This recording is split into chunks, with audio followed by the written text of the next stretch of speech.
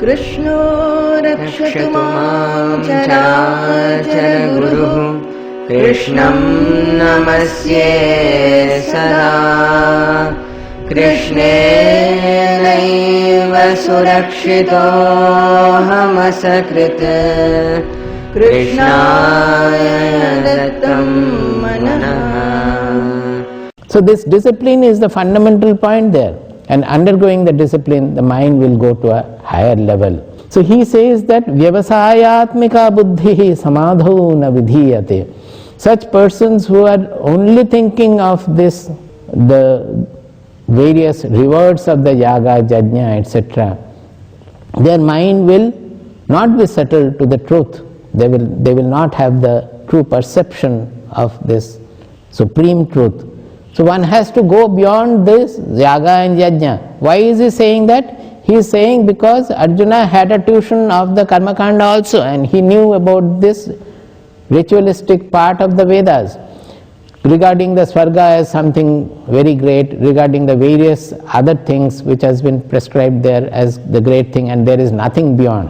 Get an idea that as if there is no truth beyond that. So their mind will get attached to all those comforts and benefits, the rewards of yaga. So Krishna exhorts Arjuna that these are all wordy language, these are all flowery language. There is no truth which can be proved there. It neither can be proved nor can be disproved. Actually, Shankaracharya says that Anubhava anarudha vishaye shanka syat asti va navaiti. About this Swarga, Naraka, etc., Swarga, Naraka, rebirth, past birth, future birth, etc., all these things which are Anubhava anarudha, which are not experiential. Anubhava anarudha, not experiential. About these there will always be doubt whether they are true or not, whether they exist or not, because nobody has seen them, nobody can prove them, and they cannot be proved also. At the same time, they have been prescribed by the rishis, so can you disbelieve it? You cannot disprove it also. But for a spiritual seeker, but for a seeker of the truth, of the ultimate knowledge and the ultimate supreme truth, all these things have to be rejected. Only one should take to the Anubhava Arudha Vishaya, whatever is experiential. Whatever is experiential, everything that the Upanishad speaks about can be experienced within. It is an experience of the mind, it is an experience of the intelligence, and finally the experience, the soul experience, the samadhi, these are all experiential. So everything is experiential. Whatever is experiential, one should take to that. So Krishna is asking Arjuna right in this point. He says, Traigunya Vishaya Veda Nistraigunyo Bhavarjuna Nidvandvo Nitya Sattvastho Niryogakshematmavan. Traigunya Vishaya Veda Nistraigunyo Bhavarjuna Nidvandvo Nitya Sattvastho Niryogakshematmavan. All these words are important here. We have to go into each word, because this is a direct advice given to Arjuna. After criticizing the Vedic rewards and Vedic processes, he is saying that therefore, O Arjuna, you should disregard, you should go beyond all those Vedic prescriptions. Now that you have become a seeker of the truth, you have taken refuge in Shreyas. Shreyas does not lie in the Yaga Jajna. Shreyas is somewhere else.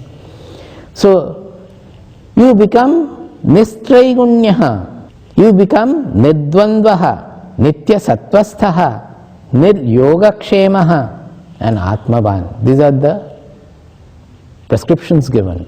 Traigunya Vishaya Veda, that in our scripture, the whole nature model is in terms of three gunas, Sattva, Rajas and Tamas. That the entire nature is consisting of these three modes, you can say, or three qualities, or three characteristics, or three gunas. Sattva guna, Rajo guna and Tamo guna. Anything in the form of creation will have these three gunas. Without these three gunas, no creation can take place. So this entire objective world is constituted of three gunas. Now we are trying to get to the subject, not the objective world. To get at the truth which is beyond causality, beyond matter, beyond time, we have to get to the subject. So that subjective truth is beyond three gunas also. It is gunatita. Guna atita means transcending the three gunas. We have to go to the gunatita level to understand and grasp this truth. So he says that these Vedas means the Karmakanda of the Vedas, they are all dealing with three guna because they are all in the process of causality. You do this yaga, then this will be the effect. You perform this, you perform that, and the effects are also changeful effects. You will go to the Swarga and again you will come back, again you will do something, again you will go somewhere. Everything is in a cyclic process of change and birth and death and what not. There is nothing permanent in it. To go to the permanence, you have to transcend, you have to go beyond the world of three gunas. So the Karmakanda of the Vedas are all in the ken of the three gunas. O Arjuna, you have to become Nistraigunya. Nistraigunya. That means who gunatita, you have to go beyond the three gunas. And what does it mean? It means becoming nidvandvaha. Dvandva means duality. In this world, everything you will find there is a duality. Good, bad, black, the darkness, light, sukha, dukkha, one, many, that is also duality. Everywhere it is full of duality. Without duality, cause, effect, that is a duality. Past and future, duality. Everywhere there is duality. In this created world, it cannot be without duality at all. Nidvandva means going beyond the duality. You know what is the last duality one has to transcend in this spiritual sadhana? The last duality is the subject-object duality. That is, I am the subject, I am looking at the object. So there is always the subject is looking for some object. To go beyond that and get fused in the ultimate truth from where both subjectude as well as objectude is coming, to get dissolved in that is the ultimate truth. Our soul is that from where both subjectude and objectude are coming. So nidvandvaha means going beyond the ken of duality. So going beyond ken of duality means going beyond causality, going beyond time, going beyond subject-object distinction. It is going to the transcendental truth. Nitya sattvasthaha. Now don't confuse this sattva with the sattva guna, because here they are saying nistraigunya bhava. He is asking Arjuna to become nistraigunya. Of that, sattva guna is one guna. So nitya sattvasthaha, here the sattva is not the sattva guna they are talking about.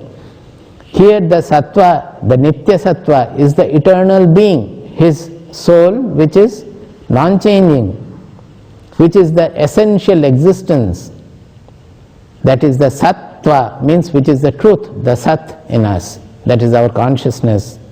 So nitya sattvasthaha, that means always be anchored to your real transcendental truth, which is beyond all gunas.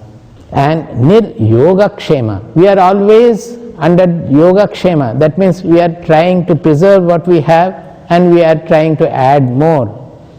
So trying to preserve and trying to add more means always our interest is in gaining, in possession. Nir yogakshema means one who is beyond all possessiveness. So you become absolutely dispossessive. The dispossession is the last word. And by dispossession, what will you become? Atmavan. A person will become Atmavan only when he has dispossessed everything worldly. Then only he becomes Atmavan. In 14th chapter, 5th verse, he says, Sattvam rajas tama iti gunaha prakriti sambhavaha nivadnanti mahabaho dehe dehinam avyayam.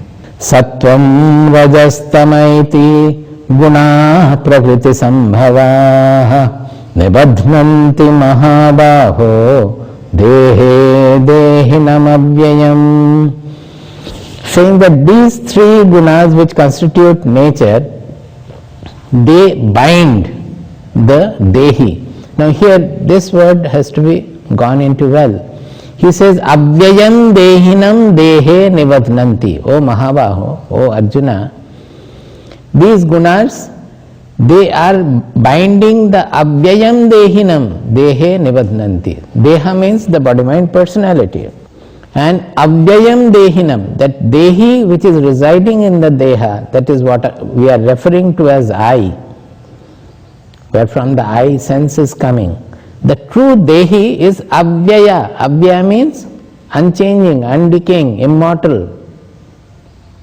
So that Avyaya Dehi becomes bound in the Deha.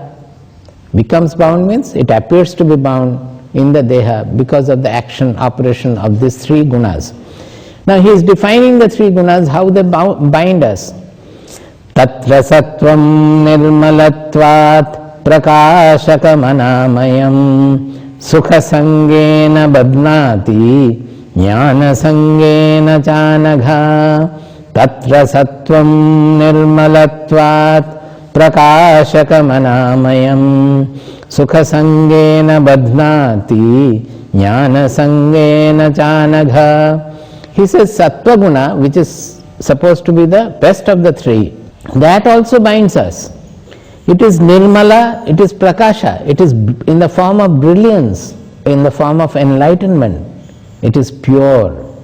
Its absolute purity is represented by this sattva guna.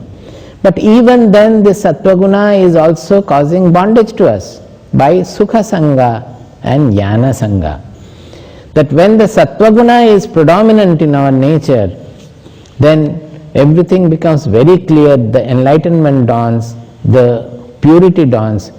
But there is an associated comfort and a placidity, a sukha, with sukha coming with that purity and the brilliance.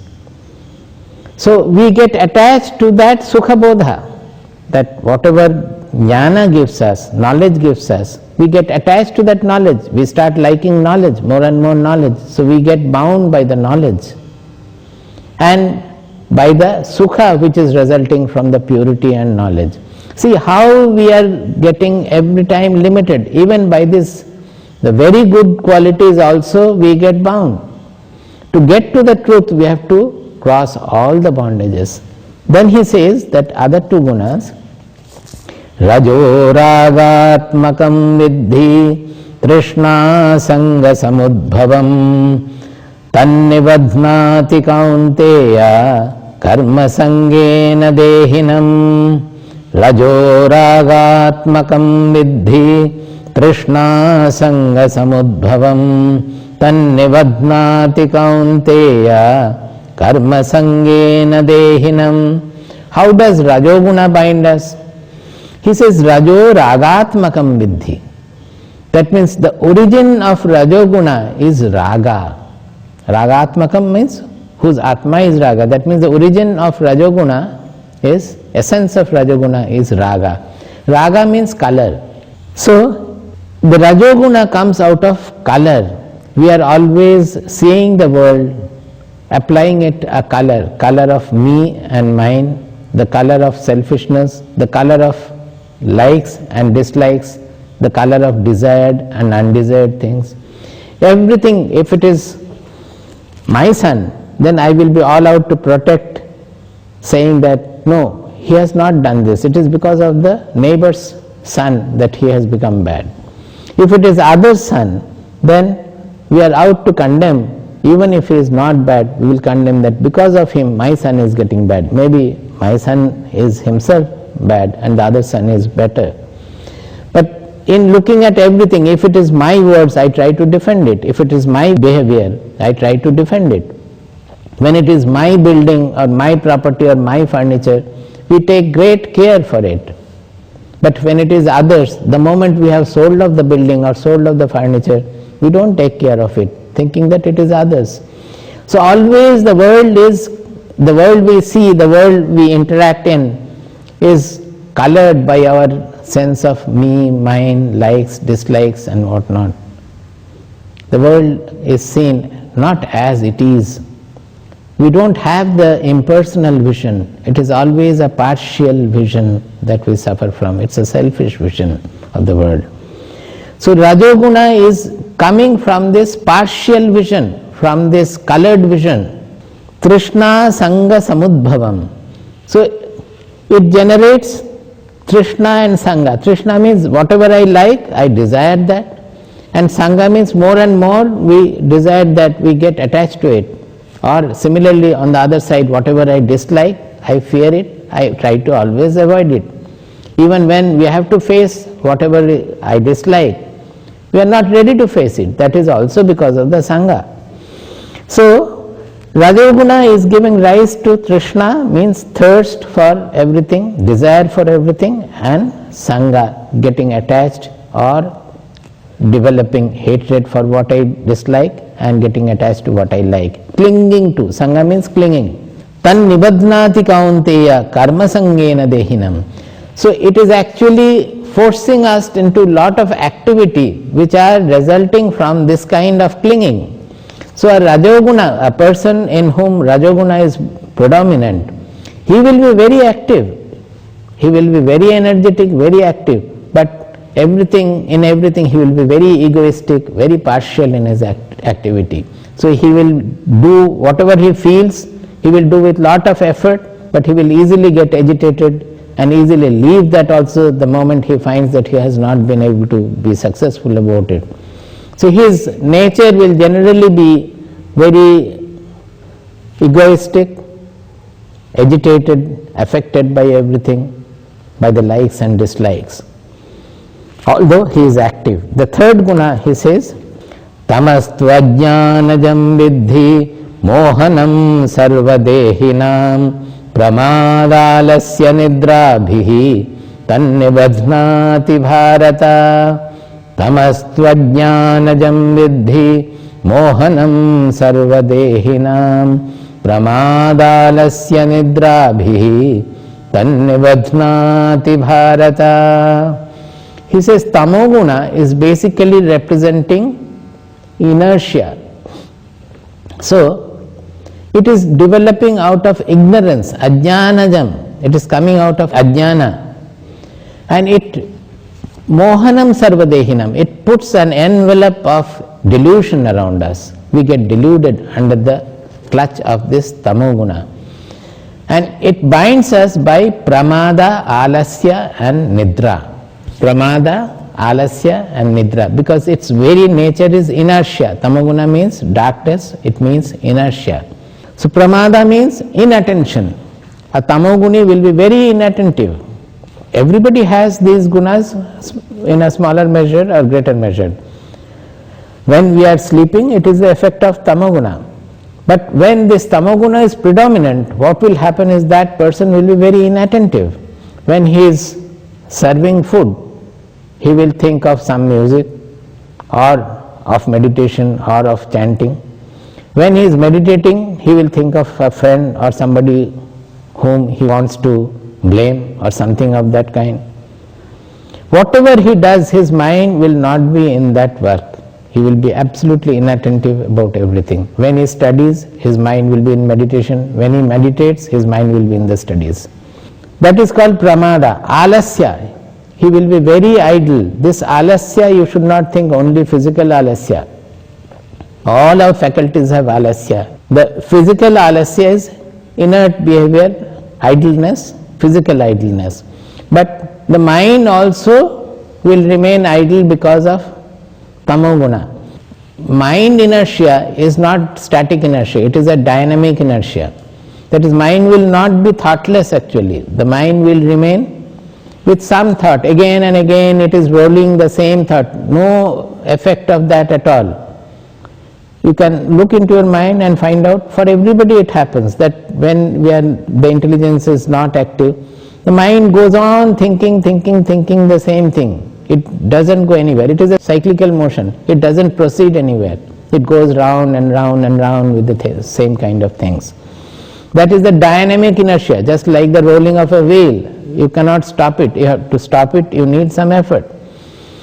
So for them, they remain physically idle, the body doesn't move easily, the mind goes on moving in an ineffective manner, inefficient manner, and for them intelligence also will not work. They are also the static inertia. The intelligence will not like to work.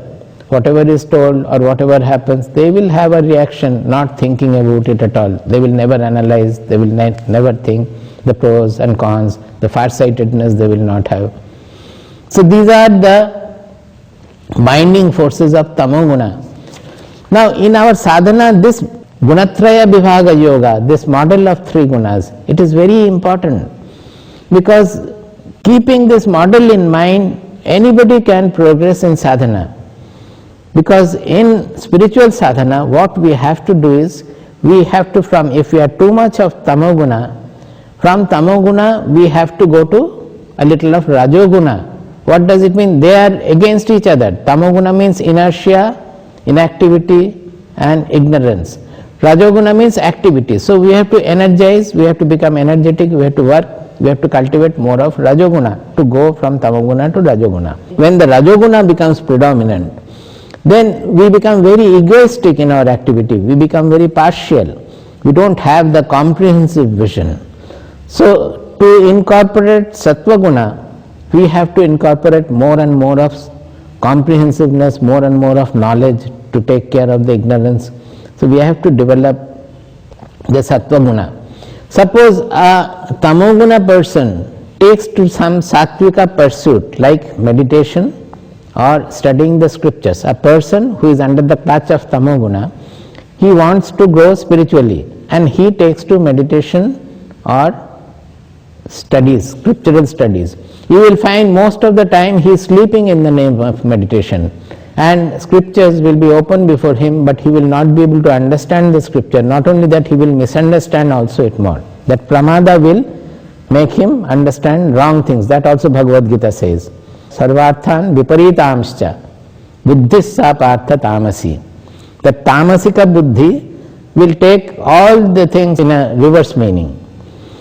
So suppose a tamasika dominated person takes to meditation and reading the scriptures, he will not be successful, his time will be wasted. So rather we have to incorporate some rajasika practice in him, so that first he overcomes the tamasika qualities, the idleness, the inertia he has to overcome. For that he may have to do some work, where say some social work or some other work, or at least chanting, singing, where the activity is involved, or even at all if he reads something, let him read loudly, not without any sound, so that he becomes activated. The inertia is treated by the rajasika guna. Now if a person is very rajasic, well, he is energetic, he is active, but he will be very partial in his ways, he will be very constricted in his thoughts. So he must take to some sattvika practices, taking sattvika food, reading something sattvik, meditating also, trying to meditate or meditating, then having satsanga to gain sattvika guna from the saints, then worshipping with sattvika flowers and all, which will in a sattvic manner, the sattvika pujas are there where he can get involved to make his mind more sattvic. So for whom the rajoguna is predominant, he has to incorporate lot of sattvika practice.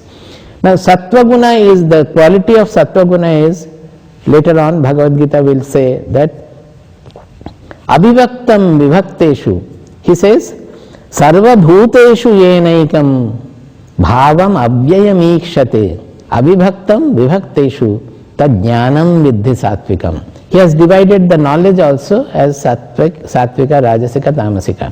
He says sattvika knowledge is that sarva bhuteshu yenaikam bhavam avyayam ikshate.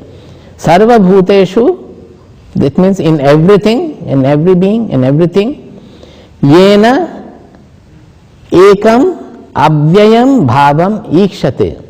That means whatever we are seeing in the world, they are all variegated, they are of infinite variety, all fragmented from each other, all separate from each other. That is what we are seeing.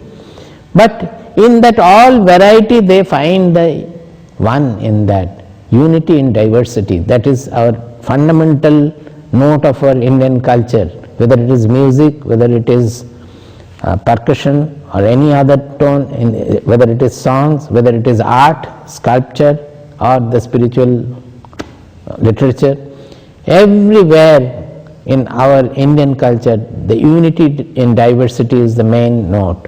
That in the variety, always trying to look at the one truth.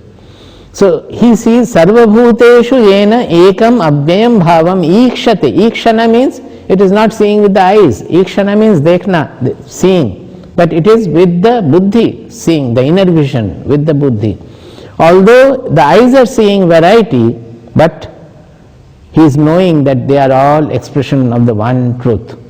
So it's a comprehensive intelligence. The grasp is comprehensive. Ekam abhyayam. Abhyayam means unchanging and ekam means one. In all the variety, one who sees the one and unchanging truth. Then what more? Abhibhaktam vibhakteshu. In all these divided, fragmented objects, he finds the abhibhaktam. They are all the variegated objects, they are appearing in my consciousness.